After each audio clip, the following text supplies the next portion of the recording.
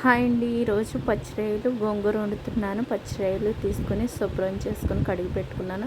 తర్వాత స్టవ్ మీద పెట్టుకొని ఆ వాటర్ అంతా ఇంకిపోయిన తర్వాత డ్రై అయిపోయే వరకు ఉంచాలి. అది అయిపోయిన తర్వాత తీసి పక్కన పెట్టుకొని ఈలోపు నేను గోంగూర శుభ్రం చేసుకున్నానండి. గోంగూర కడుక్కొని 4-8 పచ్చిమిరపకాయలు వేసుకొని స్టవ్ మీద పెట్టుకున్నాను. తర్వాత కూర రెడీ చేసుకోవాలి కాబట్టి డేక్ష తీసుకొని ఆ వాటర్ అంతా ఇంకిపోయిన తర్వాత మనకి సరిపడా నూనె తీసుకోవాలి.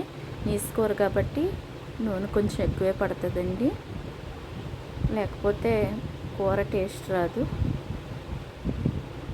తర్వాత ఉల్లిపాయ వేసుకొని వేయించుకున్నాను. బాగా వేగిన తర్వాత కొంచెం ఉప్పు కూడా తీసుకున్నానండి. ఉప్పు వేసుకున్నాను, తొందరగా వేగిపోతే ఉల్లిపాయ కూడా. తర్వాత అల్లం వెల్లుల్లి పేస్ట్ వేసుకున్నాను. పచ్చివాసన పోయే వరకు వేగించుకోవాలి. అల్లం వెల్లుల్లి పేస్ట్ వేగిన తర్వాత ఈలోపు గోంగూర కూడా ఉడికిపోతుంది. చూసారా, మెత్తగా అవుతుంది. ఆ వాటర్ కూడా ఇంకిపోవాలి, బాగా మెత్తగా పేస్ట్గా అయిపోవాలి.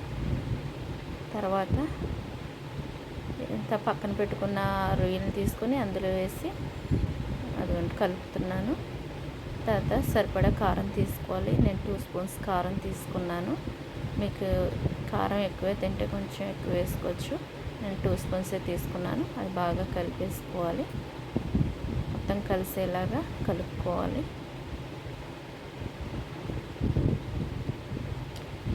ఒక పక్కనేమో గోంగూర కూడా ఉడికిపోతుంది. కొంచెం వాటర్ వేసుకోవాలి. ఉడికిపోయినట్టే గోంగూర.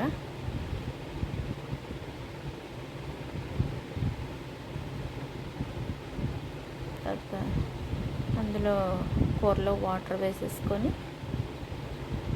ఒకసారి తిప్పేసి బాగా ఉడకనివ్వాలండి. అది దగ్గరికి అయిపోయి నూనె పైకి తేలాలి. ఇప్పుడు ఉడికిపోయినట్టే.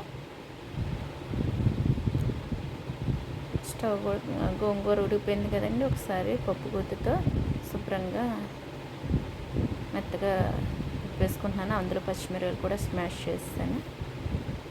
అది పైకి తేలిపోయింది కదా నూనె, ఉడికిపోయినట్టే. ఇప్పుడు గోంగూర రుబ్బుకున్న గోంగూర ఉంది కదండి, ఆ గోంగూర ఆ కూరలో వేసేసుకోవాలి.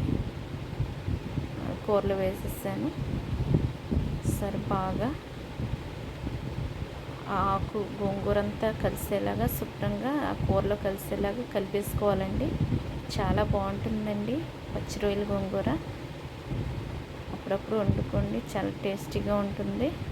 అన్నీ కరెక్ట్గా ఉప్పు కారం అన్నీ కరెక్ట్గా వేసుకుంటే చాలా బాగుంటుంది. ఒక 5 నిమిషాలు స్టవ్ మీద ఉంచి కొంచెం ఉడకనిచ్చి కట్టేసుకోవడమేనండి. అయిపోయిందండి పచ్చి రొయ్యల గోంగూర. స్టవ్ ఆఫ్ చేసేస్తున్నాను.